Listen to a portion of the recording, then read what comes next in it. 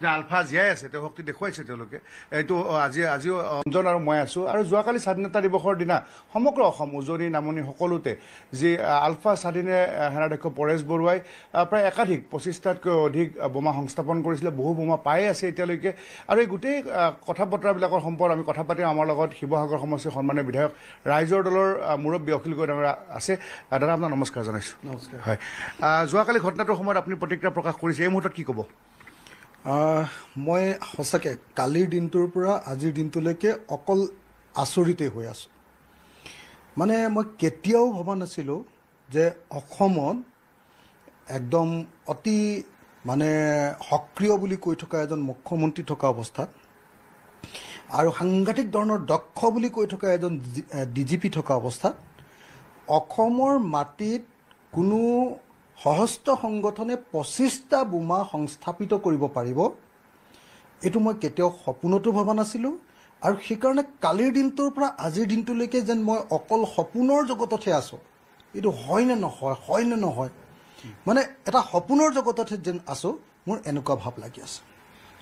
আপুনি এটা কথা চাওকচোন, যদি একদম হাই এলাৰ্টৰ সময়খিনিত, হাই এলাৰ্ট এইকাৰণে যে 15 আগষ্টৰ সময়ত মানে আমাৰ নিচিনা সাধাৰণ মানুহ মানে পৰুৱা এটাও ইফালে সিফালে যাব নোৱাৰে, চবকে চেক কৰে।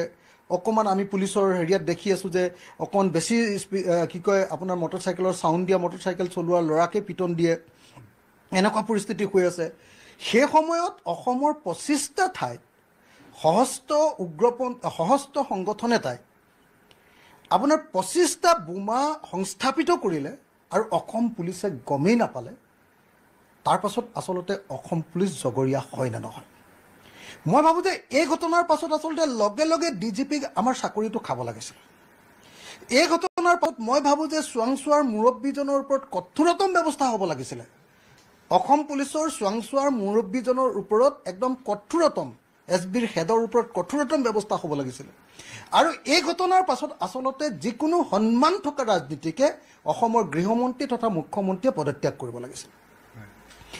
আজি দেখিছোঁ যে গৃহমন্ত্ৰী বা মুখ্যমন্ত্ৰীয়েও পদত্যাগ কৰা নাই, DGPকো জবাবদিহি কৰা হোৱা নাই, SBৰ হেডকো এতিয়ালৈকে কোনো ধৰণৰ ব্যৱস্থা গ্ৰহণ কৰা নাই। অসমত চলিছে কি? তাতকৈ ডাঙৰ কথা, কোনো বিৰোধী দলে এতিয়ালৈকে মুখ্যমন্ত্ৰীৰ পদত্যাগ দাবী কৰা নাই ৰাইজৰ দলৰ বাহিৰে। জাতীয় সংগঠনবিলাকে এতিয়ালৈকে পদত্যাগ দাবী কৰা নাই। এইটো এটা আশ্চৰ্যজনক কথা।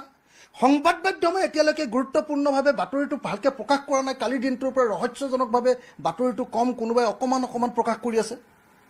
এইটো বৰ ভয়ংকৰ অসমত এটা পৰিস্থিতি হৈছে যে অসমত হাই এলাৰ্টৰ সময়ত 15 আগষ্টৰ সময়ত স্বাধীনতা দিৱসৰ দিনটোত অসমত 25টা বোমাৰ উদ্ধাৰ হৈছে।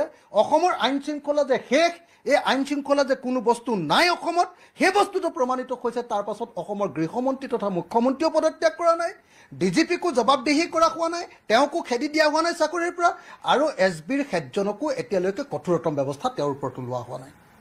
এইটো সাংঘাতিক ধৰণৰ এটা লনেছনেছ অৱস্থা, এটা সাংঘাতিক ধৰণৰ এটা একদম আইনবিহীন এটা পৰিস্থিতি, এটা অৰাজকতা। আৰু সেই অৰাজকতাত অসমৰ বিৰোধী পক্ষই চৰকাৰৰ বিৰুদ্ধে শক্তিশালীভাৱে মাত মাতিবৰ কাৰণে সক্ষম হোৱা নাই, জাতীয় সংগঠনবিলাকে চৰকাৰৰ বিৰুদ্ধে শক্তিশালীভাৱে মাত মাতিবলৈ সক্ষম হোৱা নাই। আৰু দুৰ্ভাগ্যজনকভাৱে অসমৰ জাতীয় জীৱনত এই বিষয়টোক লৈ এতিয়ালৈকে বেছি হুলস্থুল হোৱা নাই। মই ভাবোঁ যে এই মুহূৰ্তত অসমৰ মুখ্যমন্ত্ৰী তথা গৃহমন্ত্ৰীৰ সামান্যতমো যদি লাজ আছে, তেওঁ পদত্যাগ কৰা উচিত। তেওঁ পদত্যাগ কৰা উচিত। তেওঁ ইমান ডাঙৰ ডাঙৰ কথা কয়, তাৰ পাছত অসমত 25টা বোমা উদ্ধাৰ হৈছে। আৰু যে এই গুৱাহাটী এই যে কৈ থাকে যে পুলিচক সাংঘাতিক ধৰণে আধুনিকীকৰণ কৰিলে, এতিয়াতো ক'ত বস্তা এটা লৈ লাখুটি এডাল লৈ যে পুলিচে বোমা বিচাৰি আছে, এইটো কি ঘটনা? এইটো কোন যুগত আছোঁ আমি? অসমৰ পুলিচ কোন যুগত আছে? এই যে লাখুটি এডাল লৈ কি কয় আপোনাৰ জেউৰাখুটি লৈ যে বোমা বিচাৰিছে, বস্তা এটা লৈ যে বোমা বৈছে, এই বম স্কোৱাডবিলাক ক'ত গ'ল এতিয়া? একদম পুলিচক বোলে সাংঘাতিক আধুনিকীকৰণ কৰি দিলে বুলি যে কয় হিমন্ত বিশ্ব শৰ্মাই, সাংঘাতিক ধৰণৰ বোলে একদম আপ টু ডেট অসমৰ পুলিচ বাহিনী বোলে। এতিয়া JP সিঙৰ লাজটো আছেনে নাই? আমাৰ DP সিঙে লাজ পাইছেনে নাই? যদি লাজ পাইছে, তেওঁ পদত্যাগ কৰিবনে নকৰে? আচলতে JP সিঙৰ লগে লগে চাকৰিটো খাব লাগেনে নাই?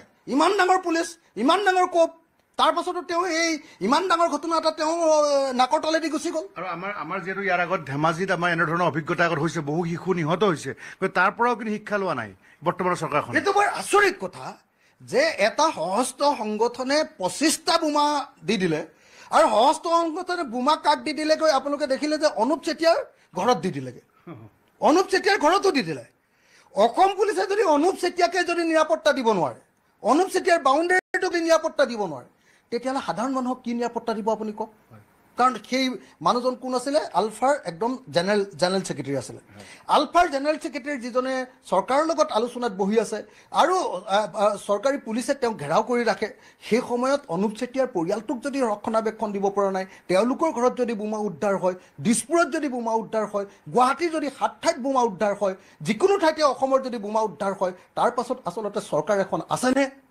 তাৰপিছত হিমন্ত বিশ্ব শৰ্মাই নাকটো ক'ত ৰাখিছে তেওঁতো লাজৰ কাৰণে হ'লেও পদত্যাগ কৰি দেখুৱাব লাগিছিল আচলতে তাৰপিছত বাৰু আকৌ লৈ লওক বেলেগ কথা কিন্তু লাজৰ কাৰণে হ'লেও অসমৰ মুখ্যমন্ত্ৰীয়ে পদত্যাগ কৰিব লাগিছিলে নাই জি পি সিঙে যে ইমান গহীন কথা কয় জি পি সিঙে যে ইমান ডাঙৰ কোপৰ নিচিনা যে ব্যৱহাৰ কৰে জি পি সিঙে যে পৃথিৱীখন তেওঁৱে চলাই থাকিম বুলি যেন দেখুৱাই যায় তাৰ পাছত তেওঁ লাজ পাইছেনে নাই তেওঁ এবাৰো লাজ পোৱা নাই নে আপোনাৰ নিবনুৱা যি আছিলে আমাৰ কি কয় আমাৰ এছ বিৰ যি হেড আছে অসমৰ এছ বিৰ হেডে অকণো লাজ পোৱা নাই নে আৰু অসমৰ মুখ্যমন্ত্ৰী এজন বোলে পৰেশ বৰুৱাৰ লগত কথাই পাতি থাকে পৰেশ বৰুৱা বোলে তেওঁ বৰ ভাল বন্ধু বোলে পৰেশ বৰুৱাৰ লগত বোলে তেওঁ অনবৰতে বোলে কথা পাতি থাকে আৰু পৰেশ বৰুৱাৰ লগত অনবৰতে কথা পাতি থকাৰ পাছত 25টা বোমা ইয়াত কেনেকৈ সংস্থাপিত হ'বলৈ পালে আটাইতকৈ আচৰিত কথা যে হাই এলাৰ্টৰ সময়ত বোমা সংস্থাপিত কৰিলে আৰু আলফাইক কৈ দিয়াৰ পাছতহে পুলিচে গম পালে যে বোমা হেৰি হৈছে আৰু আলফাইক কৈ দিয়াৰ পাছত 25টা বোমা উদ্ধাৰ হোৱাৰ পাছত এতিয়ালৈকে ডিজিপিৰো চাকৰি যোৱা নাই এছ বিৰ হেডৰো চাকৰি যোৱা নাই আৰু অসমৰ গৃহমন্ত্ৰী তথা মুখ্যমন্ত্ৰীয়েও এতিয়ালৈকে পদত্যাগ কৰা নাই এইখন কি অসমত বসবাস কৰিছোঁ আমি নাজানো এইটো বৰ দুৰ্ভাগ্যজনক ঘটনা মানুহে এতিয়া সেইকাৰণে কৈ আছে যে অসমৰ মুখ্যমন্ত্ৰীৰ সম্পত্তিৰ তালিকা যে মই উলিয়াই দিছিলোঁ সেই সম্পত্তিৰ তালিকা লুকুৱাবৰ কাৰণে সেই ইছ্যুটো তল পেলাবৰ কাৰণে আৰু গুৱাহাটীৰ কৃত্ৰিম বানপানীৰ প্ৰশ্নটো তল পেলাবৰ কাৰণে সেই এতিয়া বোমা বাৰুদৰ এই ঘটনাবিলাক উলিয়াইছে বুলি সেইকাৰণে কৈ আছে এতিয়া মানুহে মই নাজানো কোনটো ঘটনা কিন্তু হয় ৰহস্যজনক যে কথাটো এইটোতো একদম কনফাৰ্ম কিন্তু কোনটো হয় কোনটো নহয় কেনেকৈ হ'বলৈ পালে কেনেকৈ হ'বলৈ নাপালে কেনেকৈ ইমান ডাঙৰ ঘটনা ঘটিবলৈ পালে তাৰ পাছতো কিয় একো একশ্যন হোৱা নাই তাৰ পাছতো কোনো পুলিচৰ কোনো চাকৰি যোৱা নাই এতিয়ালৈকে কোনো মানে চিচিটিভিৰ ফুটেজৰ কথাটো কোৱা নাই আমি মুখ্যমন্ত্ৰীক এতিয়ালৈকে একশ্যন ল'ব লাগে একদম আগতে মানে সাধাৰণ ঘটনা এটা হ'লে একদম কেনেকুৱা কথা কৰে আপুনি ৰহস্য বুলি কৈছিল যে তাৰমানে এখন ড্ৰামা নেকি মই নাজানো কি বস্তু নাজানো এতিয়া আচলতে যদি ড্ৰামা নহয়তো অসমৰ মুখ্যমন্ত্ৰীজনে পদত্যাগ কৰিব লাগিছিলে প্ৰথম কথা হয়নে নহয় কওক প্ৰথম কথা অসমৰ মুখ্যমন্ত্ৰীজনে পদত্যাগ কৰা উচিত আছিলে আৰু অসমৰ মুখ্যমন্ত্ৰীজনে পদত্যাগ নকৰাটোৱে প্ৰমাণ কৰিছে যে এইটো কিবা এটা ঘটনা গণ্ডগোলীয়া এইটো এটা সাংঘাতিক ধৰণৰ এটা ঘটনা ঘটিছে এনেকুৱা ধৰণৰ ঘটনা যদি 25টা বোমা যদি সঁচাকৈ ফুটিবলৈ হ'লহেঁতেন আজি আলফাৰ দয়াত আলফাই কৈ দিয়াৰ কাৰণে দেখা পালে আলফাৰ দয়াত নুফুটিলে বাৰু কিন্তু যদি ঘটিলেহেঁতেন তেতিয়াহ'লে কি হ'লহেঁতেন মই কিন্তু আলফাকো এই ঘটনাৰ কাৰণে নিন্দা কৰিছোঁ দেই এই ঘটনাৰ কাৰণে গৰিহণা দিছোঁ নিৰীহৰ ফাকু খেলি বোমা বাৰুদেৰে এই যি কাম কৰিব খুজিছে এইটোৱে আমাৰ অসমৰ কোনো পৰিৱৰ্তন নানে দেই এইটো কথা একদম স্পষ্টকৈ কৈ দিছোঁ তেওঁলোকে শক্তিহে প্ৰদৰ্শন কৰিছে বোলে তেওঁলোকে ফাকু খেলিব বিচৰা নাই তেজেৰে তো শক্তি প্ৰদৰ্শন কৰিব খুজিছে কেলে যে আলফা জীয়াই আছে তেওঁ শক্তি দেখুৱাইছে তেওঁলোকে এইটো আজিও অনুপ চেতিয়াও আমাক কৈছে অনুপ চেতিয়ালৈ 10 বাৰ ফোন কৰিছিলে পৰেশ বৰুৱাই যোৱাকালি বা আজিলৈকে এইটো মই নাজানো যে অনুপ চেতিয়ালৈ 10 বাৰ ফোন কৰি থাকে মুখ্যমন্ত্ৰীলৈ 100 বাৰ ফোন কৰি থাকে হয়তো ডিজিপি বা এছ বিৰ হেডলৈও সদায় ফোন কৰি থাকে সকলো মানুহলৈ ফোন কৰি থাকে তাৰ পাছত বোমাও ফুটি থাকে চব আলোচনাও চলি থাকে